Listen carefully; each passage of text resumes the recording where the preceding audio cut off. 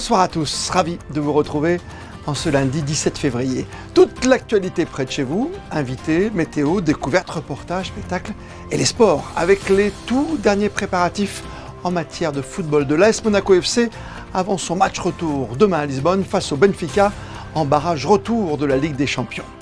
La défaite hier soir à Caen de la Roca Team en finale de la Leaders Cup de basket face au Mans. Décryptage à venir avec notre consultant Ali Traoré.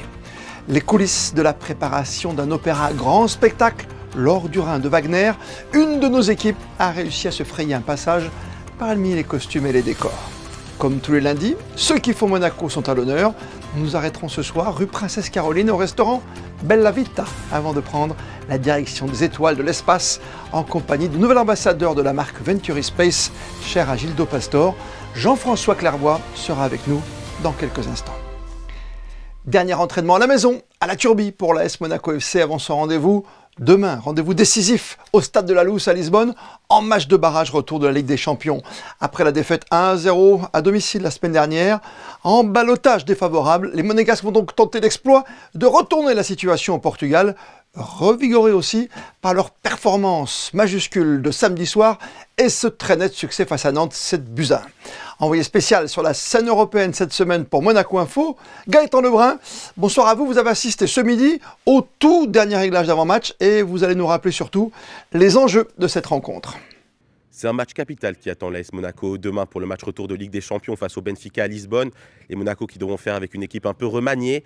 3 joueurs sont suspendus, le latéral droit Vanderson, ainsi que les 2 milieux de terrain qui avaient l'habitude de débuter le match. La dernière recrue Al-Mousrati pour son carton rouge au match aller, ainsi que le capitaine Der Zakaria qui vont terriblement manquer au milieu de terrain. Le Benfica à Lisbonne, c'est un club qui ne réussit pas trop au club français. Pour la petite anecdote, depuis la création des Coupes d'Europe dans les années 60 grosso modo, 15 clubs français ont fait le déplacement là-bas à l'Estadio de la Luz de Lisbonne et jamais aucun club français n'a été capable de gagner. Donc Monaco pourrait écrire l'histoire demain en devenant le premier club français à s'imposer là-bas face au Benfica chez eux.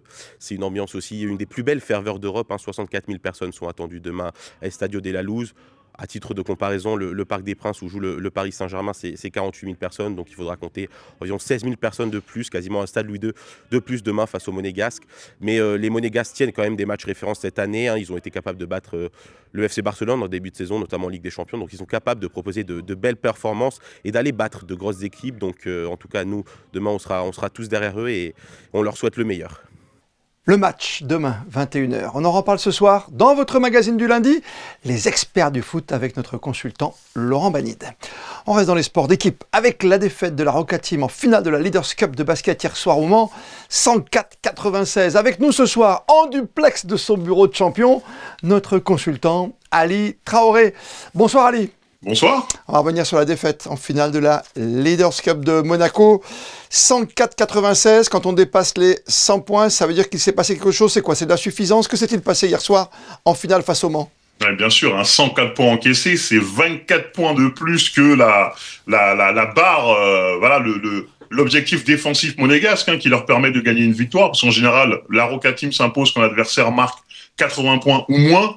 Le Mans a fait un super match. Ils ont shooté à 50% à 3 points. Donc, ils ont été très adroits. Mais clairement, Monaco est venu avec ce match-là avec on veut dire une suffisance. Parce qu'ils se sont dit, allez, le Mans, ils ont 7 pros sur le terrain, plus un espoir, le jeune Grasshoff. Ils se sont dit, écoutez, nous, avec notre force monégasque, on va les détruire. Mais en face, ils sont tombés sur une équipe qui avait très, très faim. Parce qu'on a fait le plus dur quand même. On gagne le premier match, on gagne contre l'Asvel en demi. Si tu arrives en finale, c'est pour la jouer à fond, quoi. Bien sûr, pour moi, c'est la pire défaite. Je préfère perdre en demi-finale que aller jusqu'en finale, se fatiguer, jouer 3 matchs en 3 jours, et ensuite perdre de cette façon.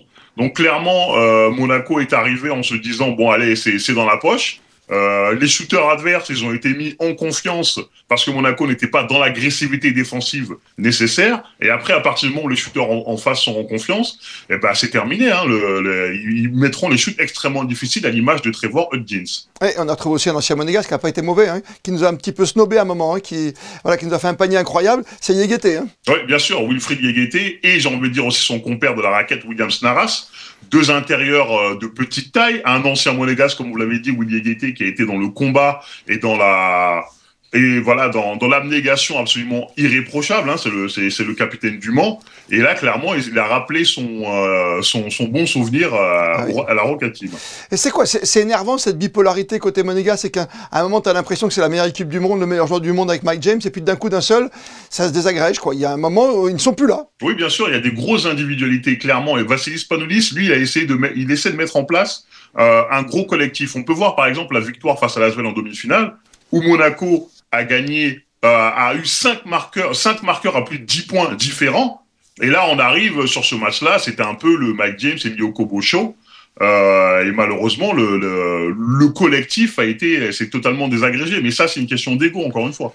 Vous venez de parler de l'entraîneur quand même qui était très remonté, on peut l'imaginer. On n'imagine même pas le retour en avion vers la principauté en provenance de Caen. Oui.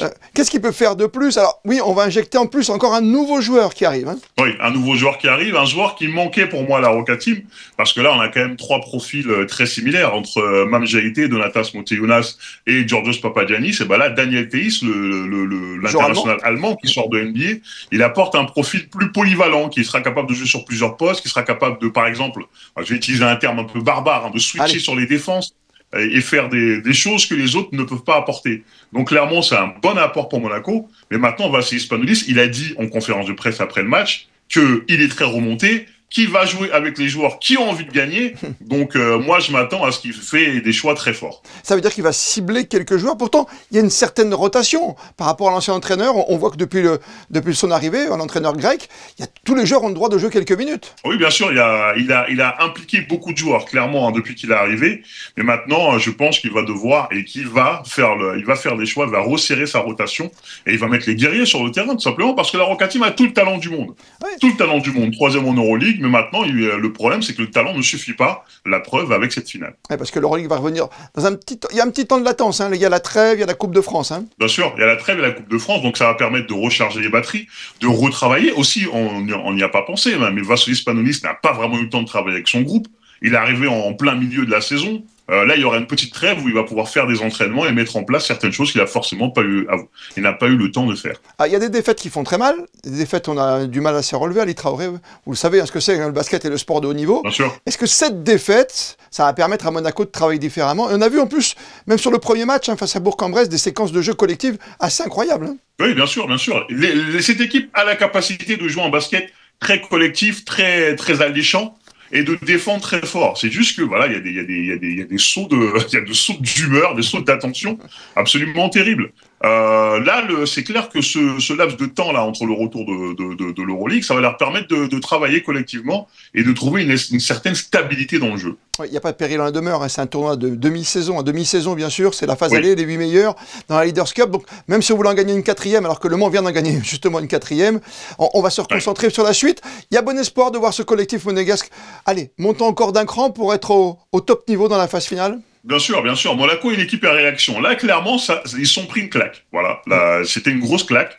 Et à partir du moment où l'équipe se prend une claque, elle saura réagir. Il y a des champions dans cette équipe, il y a des gros caractères, il y aura du temps pour travailler. Donc, moi, j'ai bon espoir que Monaco finisse la saison en trompe. Il y a toujours de sacrés champions, vous l'avez dit, l'inoxydable Mike James, hein, qui a mis 31 points, par exemple, dans un match lors du quart de finale. Hein. Oui, tout à fait. Oui, lui, quand il est chaud et qu'il prend le match à son compte, effectivement, c'est un spectacle. Mais justement, moi, ce que j'aime voir, c'est le Mike James qui est capable de scorer et d'impliquer ses coéquipiers, à l'image de la demi-finale face à l'Asvel. Et ce Mike James-là, il rend la Roca Team imbattable. Imbattable, la Roca Team. On l'espère d'ici la fin de la saison, que ce soit dans le championnat, dans le Betclic et bien sûr en Euroleague. Merci Ali Traoré. On vous retrouve la semaine prochaine, bien sûr, avec Frédéric Elion pour les experts du basket sur Monaco Info. Bonne soirée à vous. Merci, bonne soirée.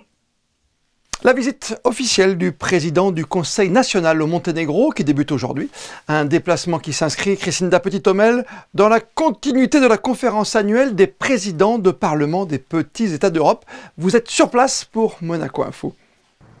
Oui, nous sommes actuellement à Podgorica, la capitale du Monténégro, où le président du Conseil national, Thomas Brezzo, accompagné d'une délégation monégasque, a été reçu hier soir à l'aéroport par le vice-président monténégrin Nicolas Camage. Cette visite a pour objectif de renforcer les échanges et envisager des partenariats avec les parlements des petits États d'Europe. Au cours de leur séjour, Thomas Brezzo et Guillaume Rose auront l'occasion d'échanger sur différents sujets, qu'ils soient politiques, économiques, écologiques ou encore touristiques. Plus de détails dans notre prochaine édition sur Monaco Info.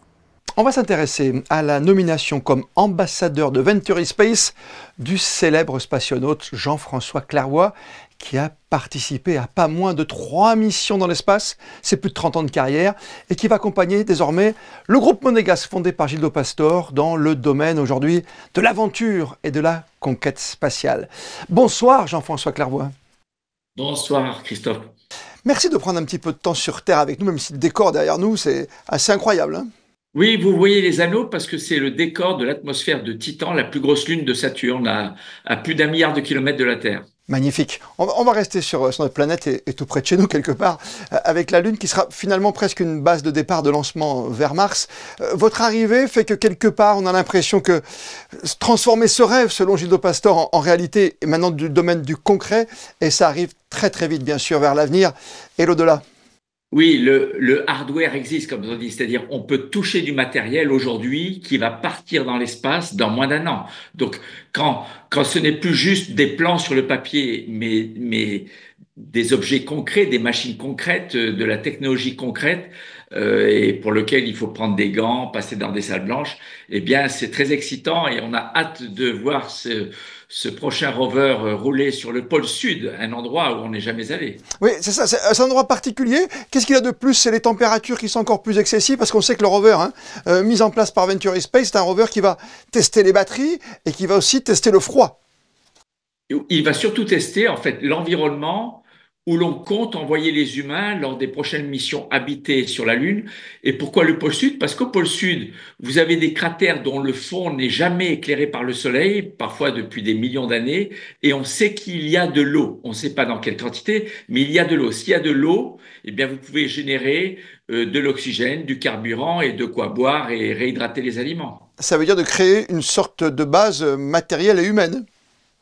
Voilà, le plan du programme Artemis, la sœur jumelle d'Apollon, c'est de créer une base où les humains, les hommes, les femmes, n'iront pas juste visiter quelques jours comme les missions Apollo, mais resteront et apprendront à gérer une base un peu comme on veut le faire plus tard sur Mars. Donc, c'est un banc d'essai technologique, opérationnel, humain, de ce qu'on veut faire un jour de plus difficile, qui est Mars. Qui est Mars, qui est un objectif pour beaucoup aujourd'hui de scientifiques et d'astronautes et de spationautes comme vous. Je rappelais, non pas votre palmarès, mais votre carrière qui est incroyable juste avant de vous recevoir. Vous avez fait 3 missions bien différentes, bien distinctes. Quel est votre rôle aujourd'hui en tant qu'ambassadeur? C'est d'accompagner Gildo Pastor et ses équipes le plus loin possible, déjà sur la Lune avant Mars, bien sûr. Oui, Gildo Pastor est un visionnaire et c'est un spécialiste de la mobilité électrique, qui est l'avenir de la mobilité spatiale, parce qu'aujourd'hui, on utilise encore des propulseurs chimiques, mais ils sont beaucoup moins efficaces que les propulseurs électriques. Mais sur la Lune, il ne s'agira pas juste de vivre dans une base, mais d'explorer, et pas juste quelques kilomètres comme dans le passé, mais des dizaines, des centaines de milliers, des milliers de kilomètres. Donc, il faut des rovers, bien sûr, dont la seule source d'énergie est électrique, et qui puisse rouler avec des chargements réguliers par le Soleil, qui est rasant, mais qui peut être là en permanence si vous êtes sur une crête d'un cratère, grâce à des batteries. Et donc, Gildo Pastor était bien placé, et aujourd'hui, il est probablement même le mieux placé, puisqu'il a les technologies les plus avancées, avec Venturi Space, qui a des installations à Monaco, en Suisse, à Toulouse, aux États-Unis, et qui sont un partenaire sur le chemin critique de la société américaine Astrolab qui assemble le rover, ce rover. Et les sensibilités, bien sûr.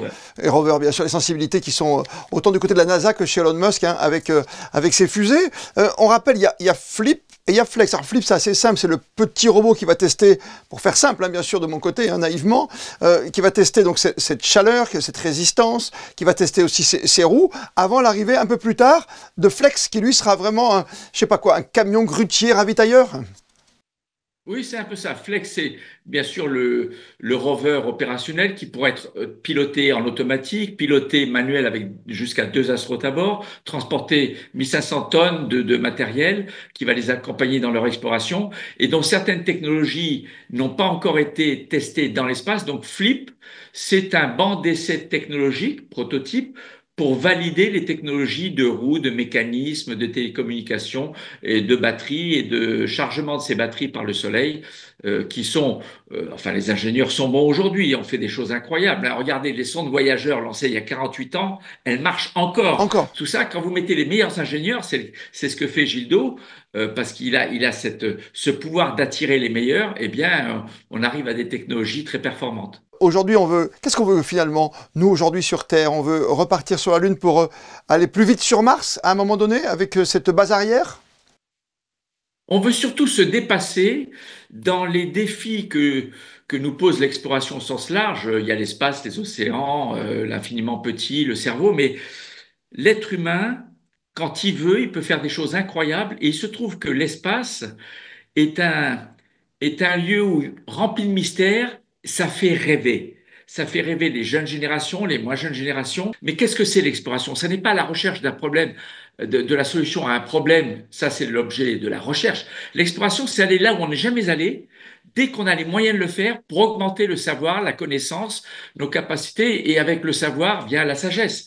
C'est là qu'est l'intérêt de l'exploration.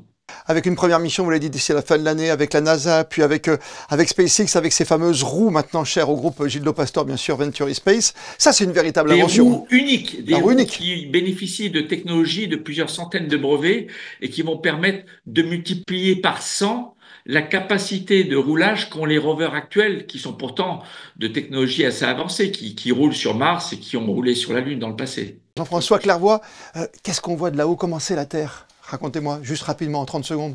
À la Terre, c'est un vaisseau spatial et c'est plus beau que ce que vous pouvez imaginer. C'est plus beau que le plus grand des tableaux peints par le plus grand des peintres. La Terre est finie, elle est isolée, elle est unique, il n'y a rien qui lui ressemble.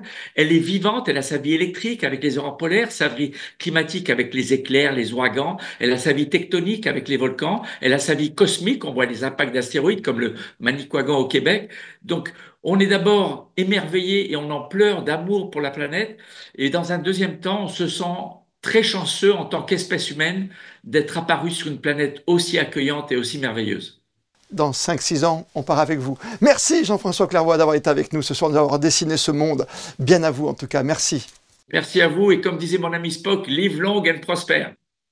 Retour sur Terre. Je vous propose à présent de vous plonger dans les coulisses de la préparation d'un grand opéra.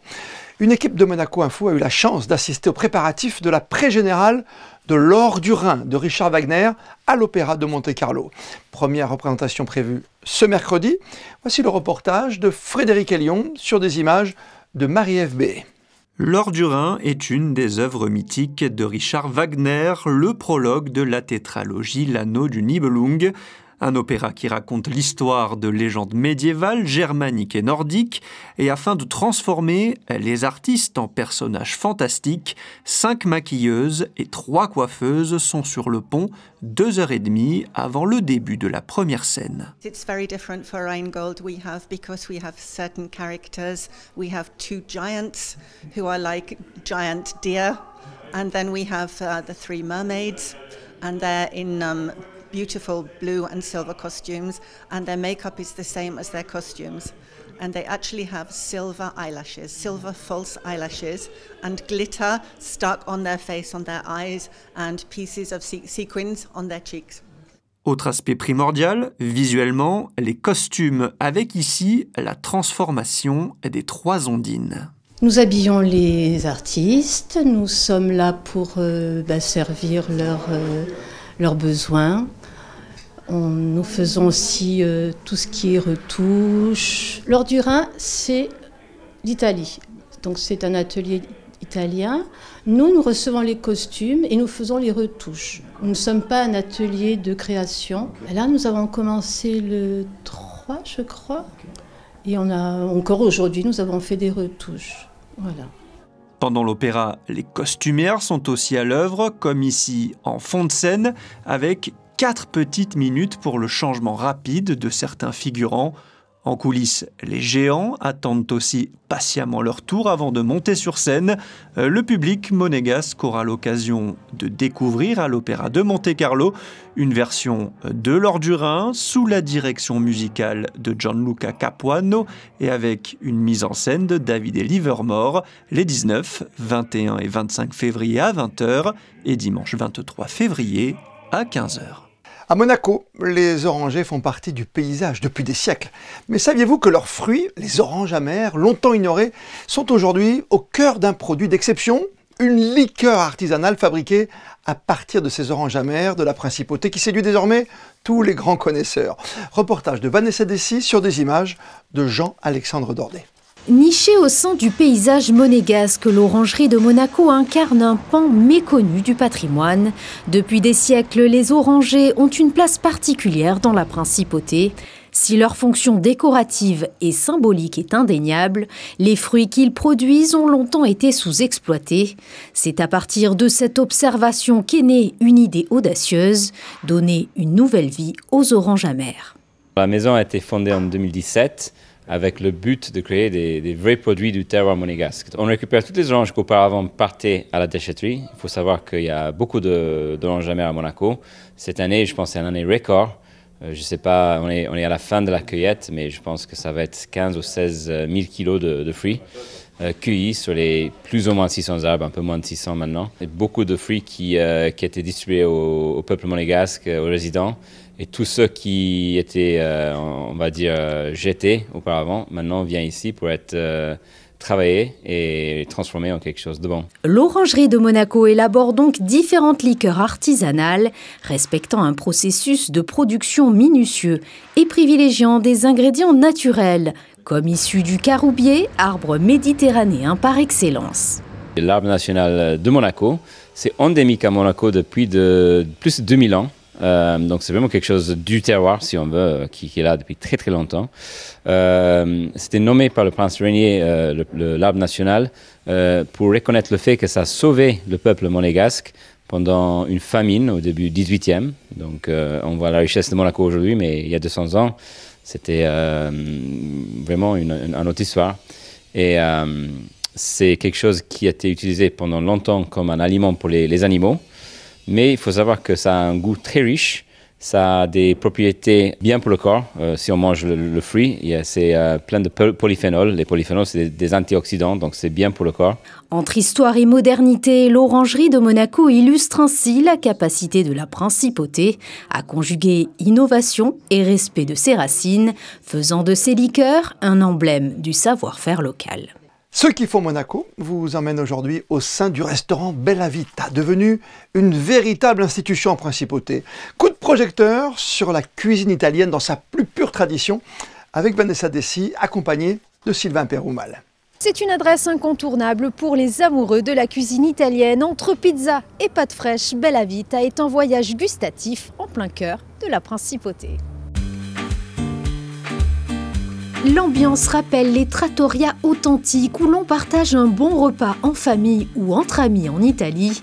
Ici, la gourmandise est un art de vivre sublimé par des recettes riches en saveurs. Bella Vita, c'est un restaurant brasserie que nous on a un menu pour tout le monde. On prépare de pizzas, de pâtes, on fait des salades qui sont très très jolies comme là. On fait des portions qui sont pas la normalité de portions.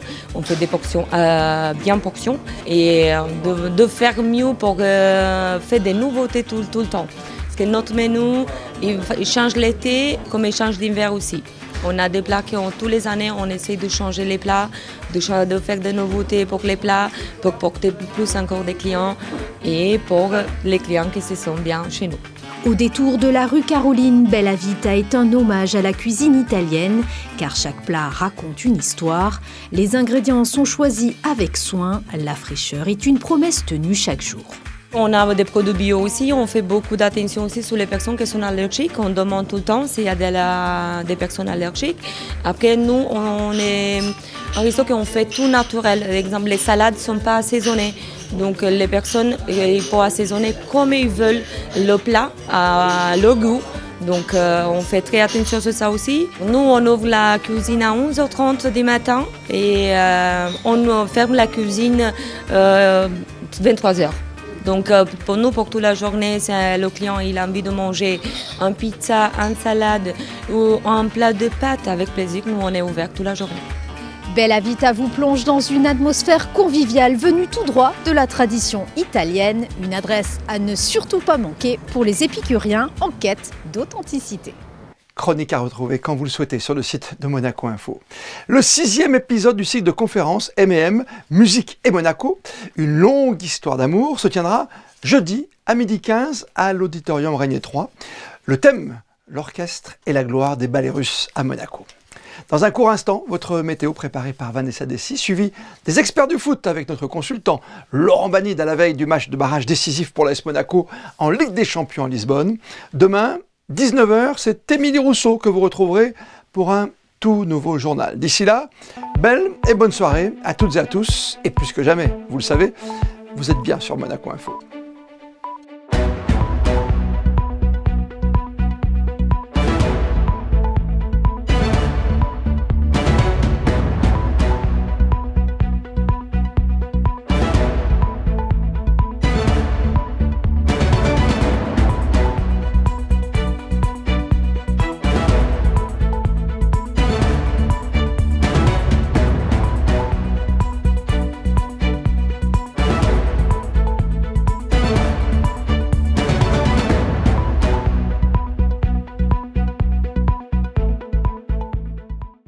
Retrouvez la météo avec Suisse Courtage, votre partenaire de confiance en assurance à Monaco. Protection sur mesure pour particuliers et professionnels.